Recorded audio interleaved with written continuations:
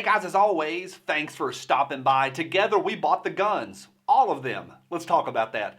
Today's episode is brought to you by you Patriots. As always, every thumbs up is, as Napoleon said, sweet. So thanks for all the help. Y'all have asked repeatedly about these hats. Well, I've got some great news and I finally can share it. I've got a new channel sponsor launching on Sunday night and I do believe you're going to like it. So stay tuned. Okay, no huge surprise here. We knew that gun sales in March were going to be strong, but sweet fancy Moses all-time records were set. I want to walk you through what this means for you and what it means for your range time.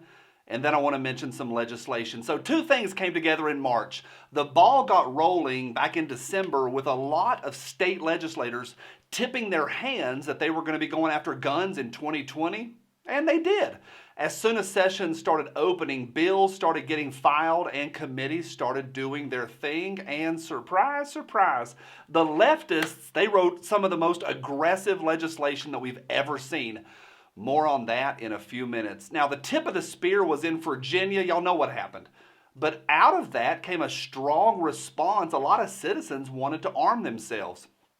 I think maybe a wiggle of this also is because it was an election year and Creepy Joe and the Indian and Communist Bernie all have been stumping hard against guns. So I do think the election year played into it. And then, yeah, the you-know-what hit, and we knew for a few weeks that it was going to be coming. So what did we Americans do? Yeah, we bought all the toilet paper and all the guns, all the ammo, and then we settled down in our homes to watch a man and his tigers. This is the future, y'all. Now, methamphetamines and tigers aside, we bought a lot of guns and ammo in March. Now, keep in mind that gun sales are not tracked in the United States. There is no source to go to for data. Most folks, including the mainstream media, but also like newer media guys like me, social media folks, we all get our numbers from the FBI. So when we talk about gun sales, we're actually talking about background checks. And a ton of the folks who bought guns online specifically, or maybe over the phone, long distance, in the last week of March, they won't even pick up their guns and do background checks until this week in April. My point is this. FBI background check numbers are super flawed, but they're the best that we got. So what do we got? The actual numbers? I don't know. I went all over today, all over the internet. I've seen gun sales for March at the 2 million mark, at the 2.5 million as well. The New York Times has reported that March sales were the second highest month of all time after the month following Obama's re-election.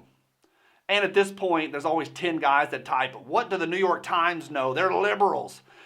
Yeah, I agree, and the Times has done some documented fake news before, but their ability to research and report on FBI numbers is probably a bit more efficient than yours. They do this full time and you're stuck in a cubicle putting new cover sheets on a TPS report, Michael.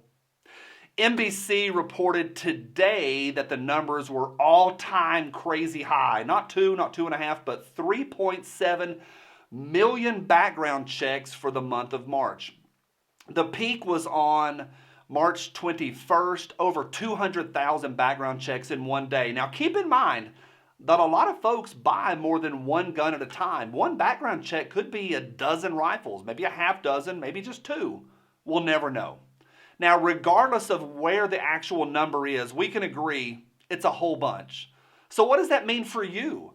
This entire apocalyptic thing aside, let's assume that we go back to normal life this summer. I think shelves are going to be empty for a long time. Restocked ammo on the market's going to take a while.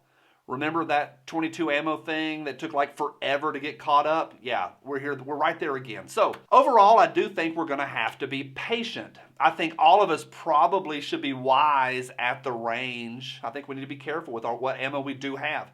I also think manufacturers will need some time to get caught up on parts and new guns. I can't imagine right now the new orders that are going into distributors that they're currently placing. It's got to be crazy out there. Now, one bright spot. By the way, this is not doom and gloom. I think we're fine. I think we're okay here. Just need to be careful at the range. One bright spot you might like, again, assuming that the sun comes up tomorrow, Annie, is my prediction that when the sun does come up, the used market is going to be a lot of fun. People who panic bought may want to unload. And we might be able to find some cool stuff, maybe new in the box or barely used on the private market. We'll see. Okay, separate issue, but this one is important. A boatload of y'all have asked about Bill 5717. It is literally the most dangerous piece of legislation currently proposed, maybe ever. I've had multiple guys get ugly in the comments section during my last few videos. This whole video was garbage. The only thing we need to talk about is 5717. Why aren't you talking about that bill, Johnny? Well, Kevin, I did a full episode on it. I gave it a full effort, 7 hours total working on that video. I'm currently ranked 5th on Google, and it's Google Videos, and I'm currently in the top 10 on YouTube talking about 5717. I humbly submit that I've done my part, and yet you're mad. There's a word for you. Get him, Gunny. You jackwagon!